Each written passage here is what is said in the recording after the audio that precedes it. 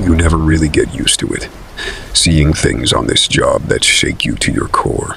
I've been a cop for over 20 years and have my fair share of chilling memories. But there's one case that haunts me to this day. It started out seeming routine, a missing persons call in a sleepy rural area just outside of town. Neighbors hadn't seen old Mrs. Jennings, the widow who lived alone down the road, in several days. They asked us to do a wellness check. My partner Frank and I drove out around dusk, joking about bothering this poor woman over nothing. When we pulled up to the small, ramshackle house, nothing seemed amiss, but knocking brought no answer. The door was unlocked, so we slowly entered, calling Mrs. Jennings' name. No reply came except the scurrying of rats down the hallway. Unease prickled my neck, and I drew my weapon just in case. Frank and I methodically cleared the few rooms of the decrepit old house. The peeling wallpaper and smell of must told a tale of nobody doing maintenance here in ages. Finally, we came to a closed door off the kitchen. Odd scraping sounds came from inside, heart pounding. I nodded to Frank, who carefully turned the knob. The stench hit me first, a powerful wave of decay and disease. As the door swung open, it revealed a den of true horror. There was no furniture, only mounds of trash rising to the ceiling. Rotting food, feces, and unidentifiable filth carpeted the floor. Every surface crawled with roaches and flies. The scraping sound came from an army of rats burrowing into piles, shredding newspaper and cardboard with abandon. But through the debris, I spied something even more chilling, a withered hand jutting out from under a tower of garbage. Reeling from the sights and smells, Frank and I slowly entered what could only be described as a death chamber. There was a path carved through the waste, and we followed it to the center. When the beam of my flashlight revealed the main pile, we saw her. Mrs. Jennings' lifeless body lay half submerged in waste. Her paper-thin skin was coated with sores and maggots. Scraps of clothing hung from her skeletal frame. Shocked, I stumbled back into what appeared to be a homemade altar of bizarre animal bones and decaying food scraps.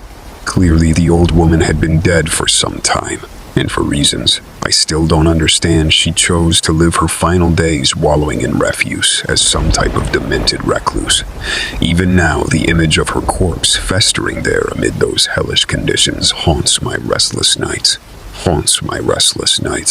What possessed someone to degrade themselves this way? It was almost too much for my psyche to bear. We evacuated the home and called in hazmat teams to begin the gruesome process of reclaiming the body.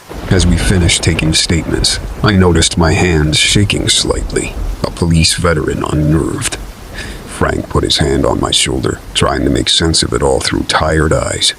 All these years later, neither of us have come to terms with the horrors we witnessed in that house. When people ask me about my most unsettling case, my mind immediately goes back to that fateful call. While police work exposes you to the worst of the human condition, I'll never understand what twisted impulse made that lonely old woman choose to surround herself with such nightmarish decay in her final days. The ravenous vermin, the stench of rot, her withered corpse claimed by true squalor. That sinister house of foulness still lingers like a virus in my mind, popping up in disturbed dreams. I doubt the chilling memory will ever fade. It was my 5th year on the force when I caught the case that still shakes me to my core. As a rookie, I thought I'd seen it all. The violence, the depravity, the depths of human cruelty. But I was wrong, and I'll never be able to forget it. It started with a missing persons call one Tuesday morning. A woman, Samantha Clark, age 32, had failed to show up to work 2 days straight. Her employer said it was completely out of character. Samantha was their most reliable employee and hadn't missed a day in over 3 years with the company. Her coworkers were worried something terrible had happened. I assured them we would look into it and try to locate Samantha. My partner, a 15-year veteran on the force named Bill, and I headed over to Samantha's apartment to investigate. We knocked on the door. No answer. The property manager let us in. The apartment seemed tidy at first glance. nothing indicating a struggle or break-in. But no sign of Samantha either. We searched the place and found no clues until we opened the closet in the spare bedroom. And there she was, lying in a pool of blood and other bodily fluids, bound and gagged. She had been tortured viciously and was clearly dead, though the coroner later estimated only for 24 hours or so. We had just missed saving her. As we secured the scene, I had to excuse myself to vomit. Bill seemed shaken too. We'd both seen homicide scenes before, but this was savage on another level. Whoever had abducted and murdered Samantha was truly sinister and depraved. In the following weeks, the case consumed my every waking moment. Our forensics team combed every inch of Samantha's apartment, finding hair, skin cells, and even a fingerprint belonging to a Matthew Giles. When we ran Matthew's records, we found he had done time for assault, but had been out and off parole for 6 months. We brought Matthew in for intense questioning, hoping he would crack, but he refused to admit guilt, sticking firmly to his alibi that he had been out of state visiting family when Samantha was murdered. With no confession and not enough hard evidence, we had to cut Matthew loose. The captain warned me not to do anything rash, but I became obsessed. I knew in my gut Matthew had tortured and killed Samantha. I tailed him for weeks on my own time, until I discovered him preparing to skip town under an assumed name. Convinced I finally had him fleeing justice, I confronted Matthew at his hideout. At first he tried denying it, claiming he was just getting away for a while, but I refused to back down. Finally, he snapped. He confessed to killing her as if bragging, describing every horrific act of his with perverse joy. Then he attacked me. We struggled violently until I managed to get my gun on him. I still vividly remember staring down at Matthew's psychotic grin as I aimed at his chest. He seemed disappointed when I lowered my weapon and arrested him instead of shooting him dead. Bringing him to justice the right way was more important, I reminded myself. Still, part of me wishes I had killed him and saved the families from the painful trial. In my dreams, sometimes I did. Samantha's case has stuck with me after all these years. It reminds me that true evil walks among us, hiding behind seemingly normal faces. And try as we may, we can't always stop them in time. I became a cop wanting to help victims and punish the wicked. And yet now I often wonder, have we done enough? Were we done enough? Will we ever? Those doubts may never stop haunting me.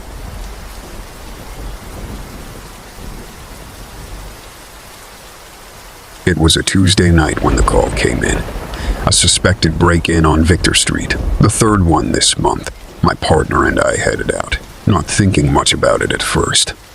We'd responded to so many calls just like it, but there was something different about this one, something that still keeps me awake, some nights all these years later. As we pulled up to the small blue bungalow, nothing seemed amiss at first glance. The neighborhood was quiet, with residents tucked away in their homes for the night, but the front door swung wide open, the first sign of trouble. My hackles were up instantly. I told my partner to be on high alert. Guns drawn, we approached slowly. Clearing each room, we found nothing disturbed. No signs of ransacking or theft. The house laid out neatly, almost too neatly, aside from that open door, like something just strolled right in without a care in the world. An icy chill ran down my spine despite the heat of the summer night. Where were the homeowners? Heading toward the closed door at the end of the hall, my breath echoed loudly in my ears. I reached out, turned the knob, swung it open in one swift movement with my gun raised. Nothing. No one there. Only an immaculately made bed, as if no one had slept there in ages.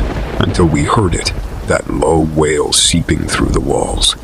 A cry from somewhere deep in the bowels of this ordinary little suburban home. We swept through the house again, looking for doors, hidden entrances, any sign of where that haunting sound originated from, coming up empty. Then I saw it. A seam in the living room wallpaper barely noticeable unless you knew where to look. I tore it open to reveal a door. The cry ceased instantly, as if it knew it had been found out. We scrambled to open the door, guns aimed ahead, demanding whoever was on the other side show themselves. Silence. Clicking on our flashlights, all we saw was a narrow staircase leading down into inky darkness. We had no choice but to descend into that abyss, our calls of police echoing into the shadows. The wooden steps creaked under our weight. The stench overwhelmed me first, that unmistakable smell of decay and death. I gagged but kept steady forward. At the bottom of the stairs, our flashlights revealed a small room. Makeshift was the only word for it, with a dirt floor and crude wooden shelves along the walls. In the far wall, that's when I saw her, or what remained of her, chained at the wrists and ankles against the wall. Her body ravaged, naked except for those chains binding her. My hands trembled, flashlight beam wavering up and down her destroyed form. We got her down quickly, but it was too late. No life left in her glassy eyes. Rigor had set in some time ago. She'd clearly been there for at least a day or two, kept alive only by some sadistic whim of whoever did this to her. I scrambled back up the stairs, gagging and steadying myself against the wall as I radioed it in. Backup arrived along with crime scene analysts who would determine she was a college girl reported missing 5 days prior. We never caught the monster who committed this atrocity. He must have known we were coming and disappeared before we ever arrived. I scoured every inch of that house looking for who knows what. A hair, an article of clothing, a weapon even. Some shred of evidence that would lead us to her murderer. But the house had seemingly cleaned and sanitized itself by the time we uncovered that evil chamber below.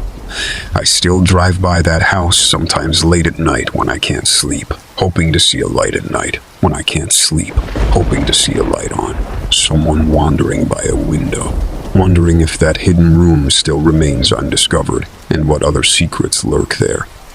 We go about our lives never knowing what's happening right next door, oblivious to unimaginable horrors playing out while we eat our dinners and sleep soundly down the block.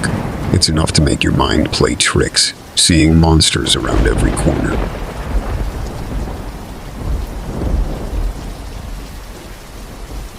I never thought it would happen to me. I always felt safe in my apartment, even when I was alone at night. I had a good security system, a friendly neighbor, and a loyal dog, but none of that mattered when he came for me. It started with a phone call.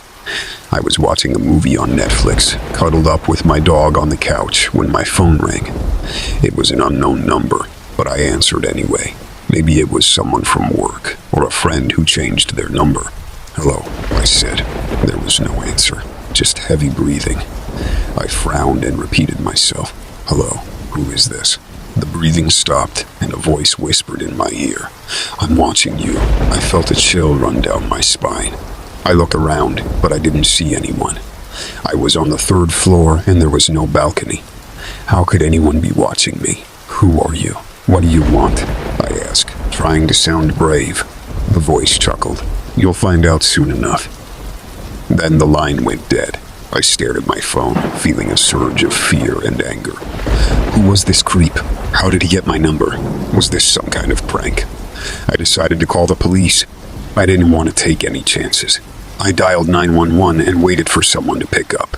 911, what's your emergency? A woman said. Hi, I just received a threatening phone call from an unknown number. He said he was watching me, and he sounded creepy. Can you trace the call and send someone over? I said. Okay, calm down. What's your name and address? The woman asked. I told her my name and address, and she said she would send a patrol car as soon as possible. She also asked me to stay on the line with her until they arrive. Thank you, I appreciate it, I said. No problem, we're here to help.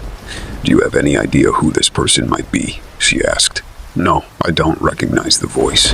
And I don't recognize the voice, and I don't have any enemies or stalkers that I know of, I said. Maybe it's someone you met online or someone who got your number from a friend, she suggested. I don't think so. I don't use dating apps, and I'm careful about who I give my number to. Besides, why would they do this? What's the point? I said. Some people are just sick. They get a thrill out of scaring others. Don't worry, we'll catch him and make him pay, she said. I hoped she was right. I felt a little better talking to her, but I was still nervous. I checked the locks on my doors and windows and made sure my dog was close to me. He was a big German shepherd, and he would protect me if anything happened.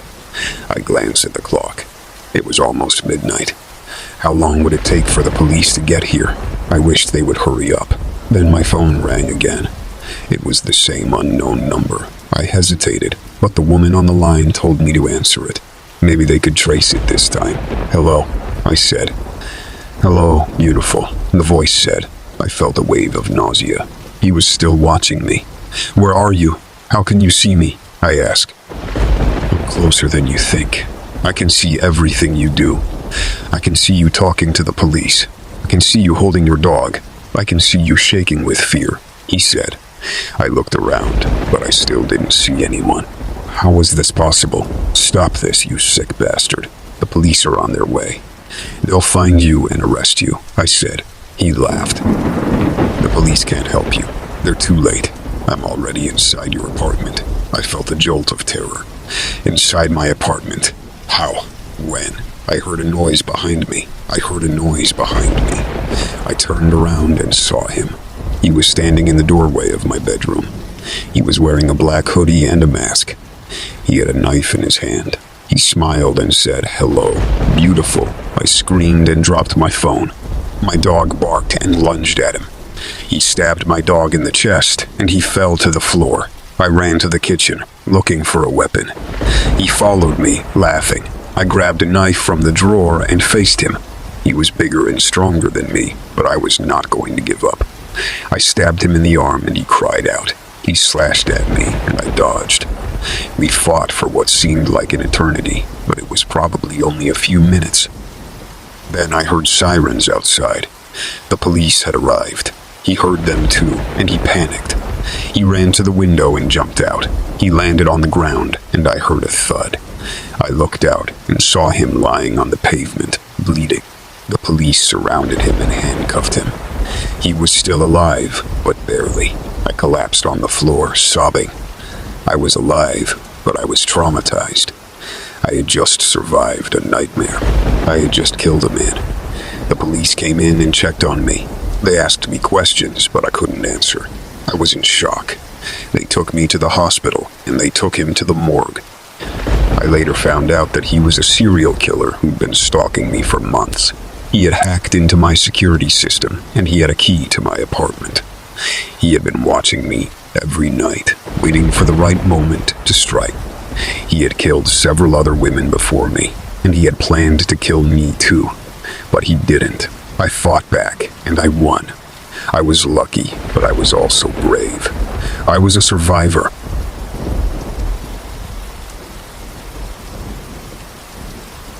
I always hated being alone at night. I felt vulnerable and exposed, and I feared the unknown. I was a college student, and I lived in a dorm. I had a roommate who was my best friend. She was always there for me, and I was always there for her. But that changed one night when she went missing. It was a Saturday night, and she had a date with a guy she met online. She was excited and nervous, and I was happy for her. She asked me to help her get ready, and I did. I helped her pick out a dress and do her makeup. She looked beautiful, and I told her so. She thanked me and hugged me, and then she left. She said she would be back by midnight, and that she would text me when she got there. I said okay, and that I would wait for her. I watched her walk out of the door, and then I closed it. I decided to stay in and study for a test. I had a lot of material to cover, and I needed to focus. I opened my laptop and started to read the notes. I tried to ignore the noise and the light from the hallway. I wished I had a lock on the door, but I didn't. I worked on my laptop for a couple of hours, and then I checked my phone. I saw that it was 11 p.m. I wondered how her date was going, and if she was having fun. I checked my messages and saw that I had none. She hadn't texted me at all. I was worried and curious. Why hadn't she texted me? I decided to text her and ask how she was doing. I typed, "Hey, how's it going? Are you okay?" I waited for a reply, but I didn't get one. It was silent, except for the sound of my own typing. I felt a twinge of anxiety. I wondered if she was busy or maybe rude. I decided to call her and hear her voice. I dialed her number and waited for her to answer, but I didn't hear anything. It was silent, except for the sound of my own ringing. I felt a surge of worry. I wondered if she was ignoring me or maybe in trouble. I decided to check her social media and see if she had posted anything. I opened her Instagram and Facebook and scrolled through her feed, but I didn't see anything. It was blank, except for the posts from earlier that day. I felt a wave of fear. I wondered if she was offline or maybe gone. I decided to check the news and see if there was anything unusual. I opened the browser and searched for the latest headlines, but I didn't find anything. It was normal, except for the stories about the weather and the sports. I felt a flood of panic. I wondered if she was safe or maybe dead. I decided to check the door and see if she had come back. I walked to the door and opened it, hoping to see her smiling face. But I didn't see anything. It was dark and empty, except for the shadows and the sounds. I felt a shock of horror. I wondered if she was lost or maybe taken. I decided to scream and see if anyone would help me. I opened my mouth and let out a loud scream, but I didn't hear anything. It was silent, except for the sound of his voice. He said, "Hello, beautiful. I've been waiting for you."